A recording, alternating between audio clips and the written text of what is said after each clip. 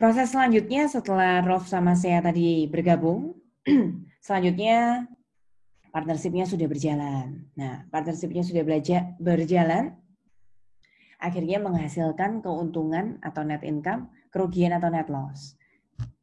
Ini tahapan-tahapan yang kita lakukan dulu ya. Waktu kita buat jurnal penutup itu kan yang ditutup ada revenue, expense, income summary, terus sama drawing atau withdrawal. Di sini coba kita praktekkan jurnal closing tapi nanti kita lebih ke arah yang income summary ini saja. Jadi asumsikan di sini nama CV-nya ganti lagi ya, AB Company. Menghasilkan net income $32.000 selama tahun 2020.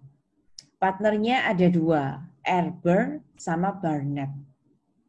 Setuju di dalam agreement-nya mereka, tadi di dalam perjanjian pendirian partnership-nya itu, net income, net loss-nya itu dibagi equally, rata. Berarti 50%, 50%, bagi dua. Diketahui, drawing selama tahun tersebut Erber 8.000 dan Barnett drawing selama tahun tersebut 6.000. Coba perhatikan. Nah, kalau labanya CV tadi 32.000, kemudian sepakat untuk dibagi dua rata atau masing-masing partner 50%, ya berarti Erber akan mendapatkan 32.000 kali 50%, 16.000, Barnett juga sama, 16.000. Kalian perhatikan ya, ini kan jurnal yang dulu kalian lakukan untuk closingnya income summary. Jadi income summary debit, kemudian Erber kredit, Barnett Capital juga kredit. Ini jurnal closing laba. Jadi bedanya apa sih sama perusahaan perorangan? Ya kalau perusahaan perorangan capitalnya hanya satu, Erber saja atau Barnett saja. Kalau ini perusahaan partnership, CV, ya berarti capitalnya lebih dari satu. Apakah harus dua? Ya bisa lebih dari dua juga. Pokoknya lebih dari satu orang yang mendapatkan laba. Nah, ini jurnal untuk closing drawing-nya ya. Erber tadi drawing 8, maka capitalnya dipotong, dikurangi 8. Yang Barnett drawing 6, makanya capitalnya Barnett dikurangi 6.000. Sama ya, sebenarnya jadi closingnya itu sama. Cuma yang diperdalam di sini itu harusnya kan ada 4 jurnal closing. Ini diasumsikan revenue sama expense-nya sudah digabung jadi satu, jadi income tadi. Makanya kita cuma closing income summary sama drawing. Seolah-olah makanya cuma ada 2 jurnal ya. Ini yang closing income summary-nya, kemudian ini closing drawing-nya. Nah, bagaimana membagi net income atau net loss tadi itu, saya tadi sempat bilang, tidak harus bagi dua rata kalau partnernya berdua, tidak harus sepertiga rata kalau partnernya bertiga, bukan harus seperti itu. Ini contoh-contoh pembagian laba atau rugi di dalam partnership ya. Bisa pakai fixed ratio.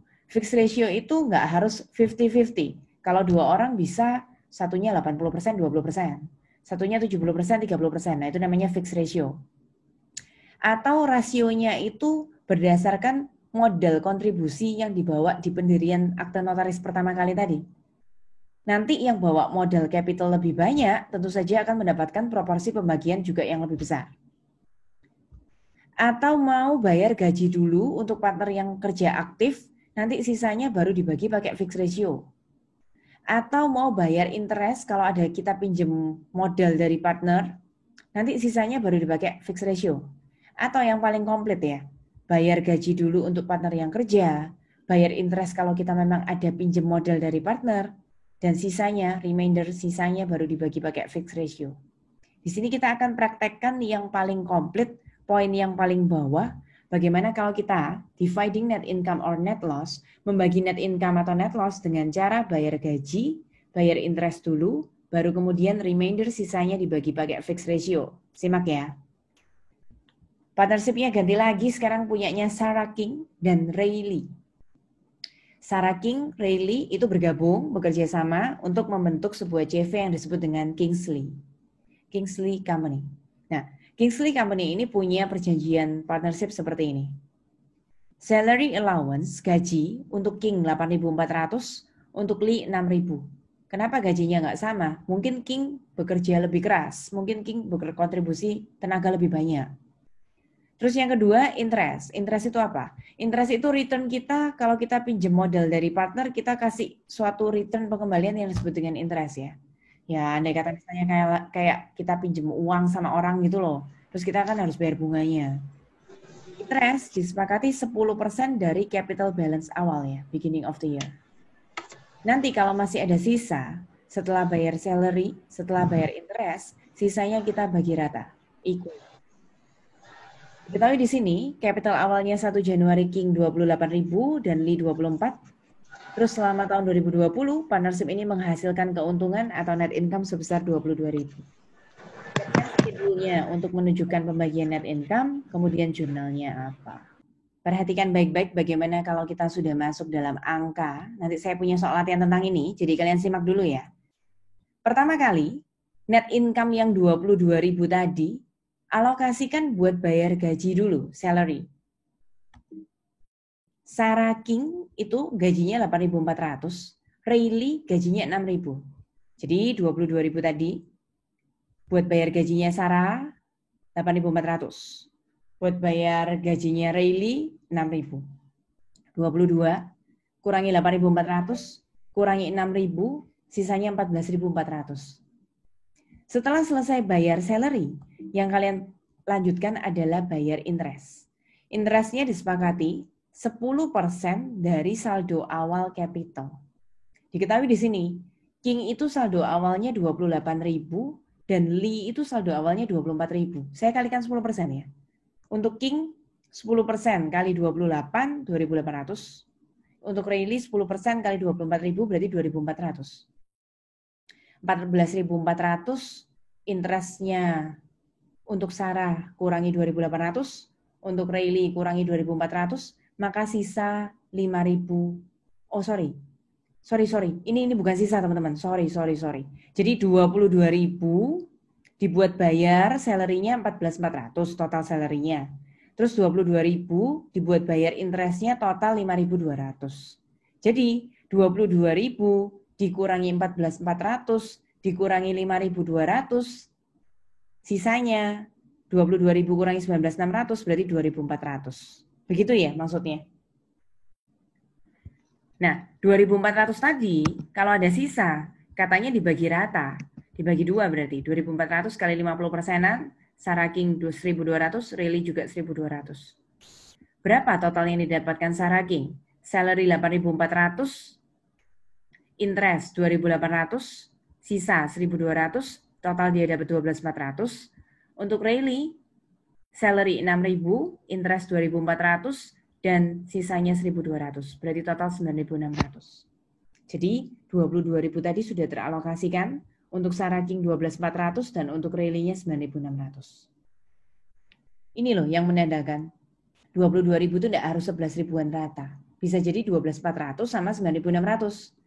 Nanti buat jurnal penutupnya, income summary, labanya 22.000, untuk Sarah King 12.400, untuk Rayleigh 9.600 ya.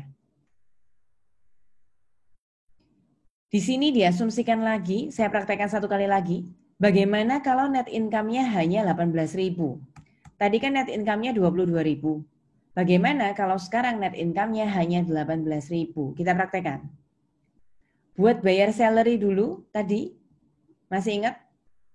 Salary-nya Sarah King 8.400, salary-nya Lee 6.000.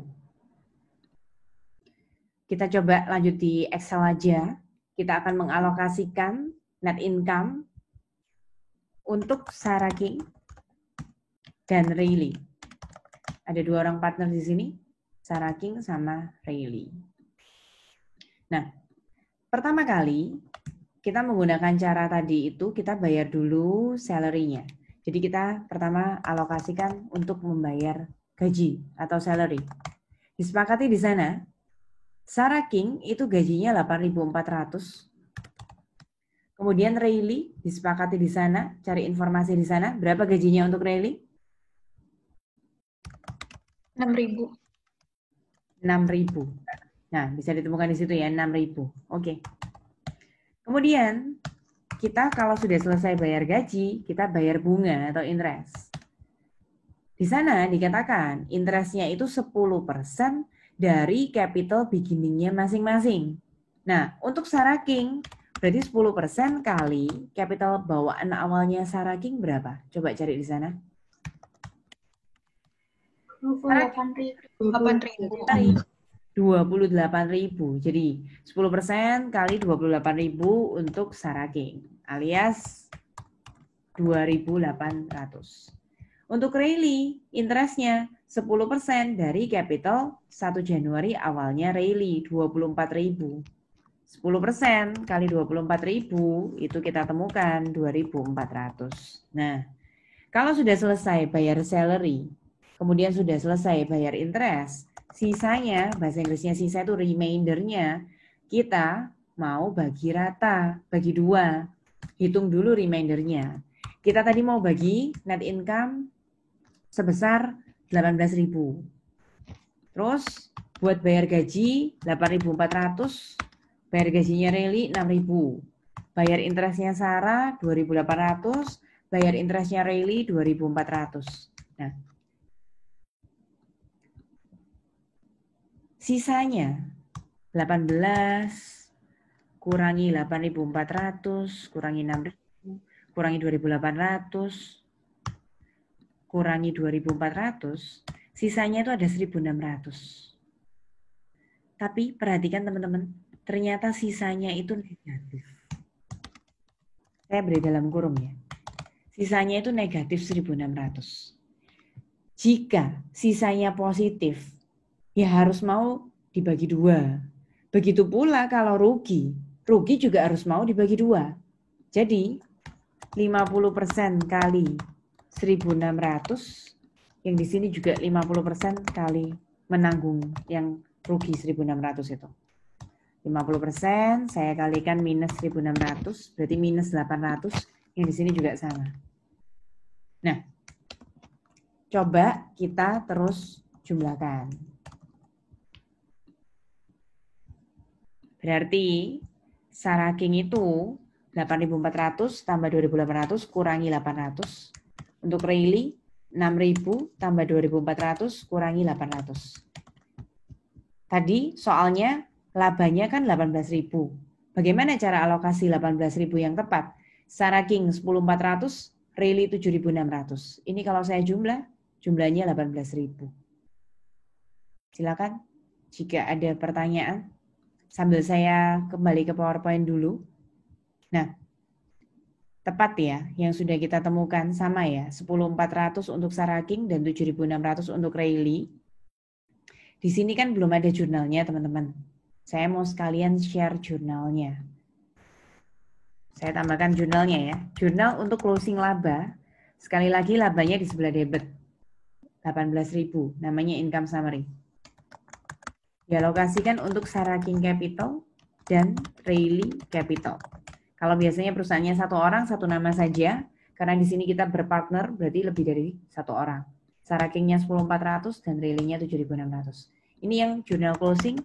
Kalau kita asumsi setiap akhir tahun, ini yang biasanya kita buat setiap tanggal 31 Desember.